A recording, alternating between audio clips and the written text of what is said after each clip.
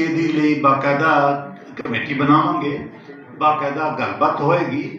ਔਰ ਸੁਬਾਹ ਹੀ ਕਿ ਇਕਬਾਲ ਕੈਸਰ ਸਾਹਿਬ ਨਾਲ ਵੀ ਗੱਲ ਹੋ ਰਹੀ ਸੀ ਕਿ ਸੁਪਰੀਮ ਕੋਰਟ ਦਾ ਆਰਡਰ ਹੈ ਕਿ ਬੱਚਿਆਂ ਨੂੰ ਉਹਨਾਂ ਦੀ ਮਾਦਰੀ ਜ਼ਬਾਨ ਦੇ ਵਿੱਚ ਪੜ੍ਹਾਇਆ ਜਾਏ। ਸੁਪਰੀਮ ਕੋਰਟ ਦੇ ਆਰਡਰ ਨੂੰ ਨਹੀਂ ਮੰਨਣ ਦੇ ਤੇ ਏਡੇ ਦਰਾਛੇ ਨੇ, ਮਤਲਬ ਇਹਨਾਂ ਨੂੰ ਡਰ ਹੀ ਨਹੀਂ ਕਿਸੇ ਦਾ। ਚੁਨਾਚੇ ਬਾਕਾਇਦਾ ਇਹ ਹੋਇਆ ਕਿ ਸਾਰਾ ਸਿਲੇਬਸ ਉਹਨਾਂ ਨੂੰ ਦਿੱਤਾ ਗਿਆ, ਜੋ ਆਹ ਜੇ ਸਿਲੇਬਸ ਸਾਰਾ ਪੜ੍ਹਾਉਣ ਵਾਲਾ ਬੱਚਿਆਂ ਨੂੰ ਪਹਿਲੀ ਤੋਂ ਲੈ ਕੇ 5ਵੀਂ ਤੱਕ ਦਿੱਤਾ ਗਿਆ। ਕੰਮ ਕੀਤਾ ਹੈ ਇੱਥੇ ਘੁੰਮਣ ਸਾਹਿਬ ਵਗੈਰਾ ਨੇ ਤੇ ਜਮੀਲ ਪਾਲ ਸਾਹਿਬ ਵਗੈਰਾ ਨੇ, ਇਕਬਾਲ ਕੈਸਰ ਨੇ ਇਹਨਾਂ ਕੰਮ ਕੀਤਾ ਹੈ। ਇਹ ਲੋ ਇਹ ਪੜ੍ਹਾਓ ਉੱਥੇ।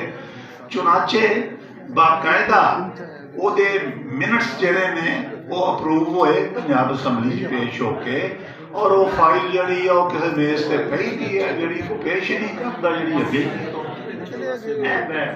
ਉਹ ਭਰਾਵਾ ਨੂੰ ਦੱਸ ਦੇਣੀ ਜਦੋਂ ਮੈਂ ਹਟਣਾ ਹੋਏਗਾ। ਚੁਨਾਚੇ ਨਹੀਂ, ਉਹ ਟਾਈਮ ਕੀਮਤੀ ਹੈ।